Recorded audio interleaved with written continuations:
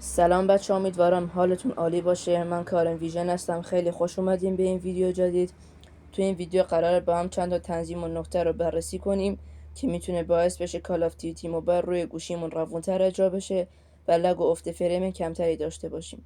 قبل از اینکه بریم سراغ آموزش، چند تا نکته است که دوست دارم در موردش صحبت کنیم، چون خیلی از افراد تصور اشتباهی درباره لگ و افت فریم دارن. اول از همه باید بدونین هر لگی به خاطر ضعیف بودن گوشیتون نیست. خیلی وقتا تنظیمات اشتباه، داغ شدن گوشی، پر بودن حافظه یا حتی برنامه‌هایی که توی پس زمینه اجرا میشن باعث میشن بازی اون کیفیتی رو که داشته باشه رو بهتون نده. خود من هم بارها این مشکل رو داشتم، مخصوصا وسط بازی یه درگیری سنگین شروع میشد یا افت فریم میگرفتم و عملا بازی کردن سخت‌تر میشد. برای این شروع کردم تنظیمات مختلف رو امتحان کردم و نتیجه هایی که گرفتم رو میخوام توی این ویدیو با شما به اشتراک بگذارم. قبل از شروع آموزش، اگه از این مدل ویدیوها خوشتون میاد و دوست دارین ویدیوهای بیشتری درباره کال آف دیوتی موبایل ببینید، خوشحال میشم کانال رو سابسکرایب کنید و زنگوله هم روشن کنید تا ویدیوهای بعدی رو از دست ندید. این کار واقعا کمک میکنه کانال رشد کنه و به من هم انرژی میده تا ویدیوهای با کیفیت‌تر رو بهتری براتون بسازم. یه نکته مهم هم بگم، چیزهایی که توی این ویدیو میبینید همشون نتیجه تست و تجربه خودمه، یعنی فقط مطالب اینترنتی و شبکه‌های اجتماعی دیگه نیست که جمع کرده باشم.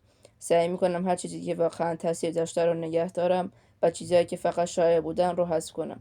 متاسفانه این روزا توی یوتیوب و شبکه‌های اجتماعی دیگه که کلی ویدیو هست، توی عنوان می نویسن رفع لگ 100% یا افزایش FPS تا 2 برابر، ولی وقتی ویدیو رو باز میکنید یا میبینید یه برنامه ناشناس معرفی میکنن یا چند تا تنظیم کاملا بی ربط نشون میدم که هیچ تأثیری روی بازی نمیده. من نمیخوام همچین محتوای بسازم، ترجیح میدم چیزایی رو بگم که واقعا به دردتون بخوره. یه اشتباه دیگه هم اینه که بعضیا فکر میکنن هرچی گرافیک بالاتر باشه بازی بهتره، در صورتی که توی این بازی‌های رقابتی مثل کال آف، روون بودن بازی خیلی مهمتر از کیفیت تصویره. شاید تصویر یکم ساده تر بشه، ولی موقع بازی کردن فریم ثابت تری دارید، عملکرد توی بازی خیلی بهتر میشه. مهمترین موضوع دمای گوشیه که وقتی گوشی بیش از حد داغ میکنه، پردازنده برای محافظت از خودش قدرت گوشی رو کم میکنه و همین باعث افت فریم شدیدی میشه. برای همین اگه مدت زیادی بازی کنید، بهتره هر از گاهی چند دقیقه استراحت بدید یا موقع شارژ بازی نکنید. یکی دیگه از موارد که خیلی فراموش میکنن حافظه گوشیه. وقتی حافظه گوشی تقریبا پر باشه، سرعت کلی گوشی هم کمتر میشه. لازم نیست نصف اطلاعاتتون رو پاک کنید، فقط داشتن چند گیگ حافظه خالی میتونه بهتون خیلی کمک کنه. یه نکته دیگه هم درباره اینترنت، بعضیا فکر میکنن پینگ بالا با افت فریم اشتباه میگیرن. اگه اینترنت مشکل داشته باشه، ممکنه بازیکنان تلپورت بشن یا تیرها تأخیر ثبت بشن، ولی این با افت فریم خیلی فرق داره. پس اول باید بفهمیم مشکل دقیقاً از کجاست. توی ادامه ویدیو مرحله به مرحله تنظیماتی که خودم استفاده میکنم رو نشون میدم و درباره هر کدوم توضیح میدم که چرا باید تغییرش بدید و چه تأثیری روی عملکرد بازیتون داره. سعی کردم آموزش کامل ساده باشه و تا فرقی نکنه گوشیتون پرچمدار یا میان رده یا حتی اقتصادی باشه. پس بدون اینکه وقت رو بیشتر بگیریم، بریم سراغ آموزش اصلی و ببینیم چطور میتونیم بهترین عملکرد ممکن رو از کال آف دیوتی موبایل دریافت بکنیم. خب حالا میاد وارد بخش ابعاد فون میشید. روی iOS ورژن چند بار کلیک میکنید به صورت اسپم که تموم شد، میاید پایین روی ادیشنال ستینگ کلیک میکنید. میاید پایین بازم اسکرول کنید، دیولپر آپشن رو پیدا کنید، بگردید دنبال لاگر بافر سایز، روی 64 کیلوبایت بذاریدش. بیایید پایین بازم سیستم گرافیک درایور رو پیدا کنید، اون بازی که مد نظرتون رو انتخاب بکنید، مثلا کال آف دیوتی، روی گزینه دوم بزنید. میایید پایین سیستم تراسینگ رو انتخاب میکنید. اینجا سی پی یو بافر سایز، معمولا روی اولی یا دومی همین گوشی های شیائومی، شما اگه فن خنک کننده دارید روی گزینه آخر، اگه هم نداره روی گزینه یکی به آخر بذارید. از سیستم تراسینگ میایم بیرون. بعد که آمدیم بیرون این قسمت انیمیشن ها رو همه‌شون رو روی نیم بذارید که کمتر انیمیشن سازی کنن و گوشیتون کمتر لگ بگیره.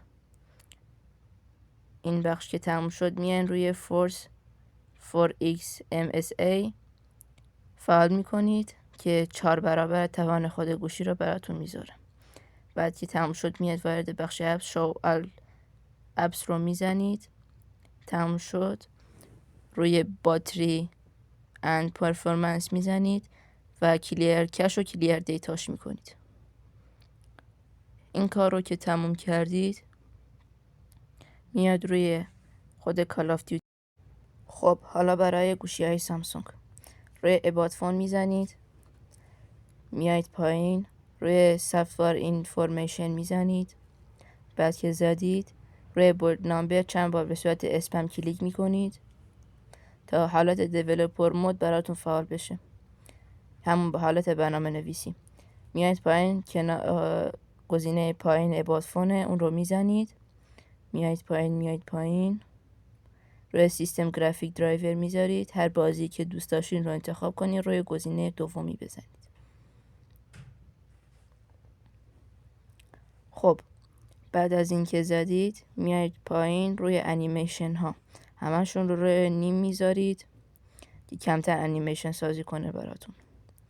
دوباره میایید پایین فورس X MSAA رو میزنید، روشن میکنید. خب حالا میرسیم به بخش تنظیمات خود بازی.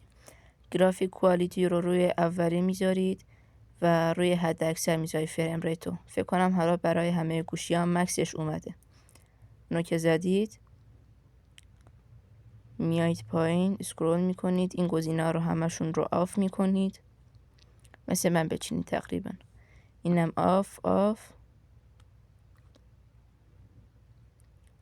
بعد روی این شپر ریپلود بزنید، وایسی تا کاملا تکمیل بشه. من که زدم قبلا، تکمیل که شد گیم رو ریستارت کنید. میایید پایین این رو روی تاکتیکال افکت میذارید بدون افکت و تمامی اینا رو روی مشکی میذارید. بعد همه رو آف میکنید این گزینه ها رو و تمام.